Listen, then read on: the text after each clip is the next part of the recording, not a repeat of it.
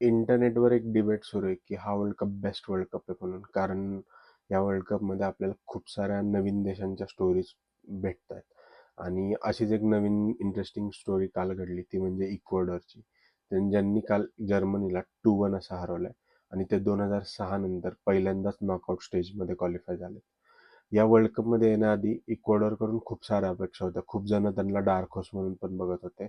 कारण त्यांचं world cup qualifying campaign खूप भारी झालं होतं. त्यांनी अर्जेंटिनानंतर ते दुसऱ्या नंबरला होते साऊथ अमेरिकन क्वालिफिकेशनच्या टेबलमध्ये. आणि ही जी सध्याची टीम आहे त्यामध्ये ही टीम एक गोल्डन जनरेशन आहे त्यांच्या देशाची.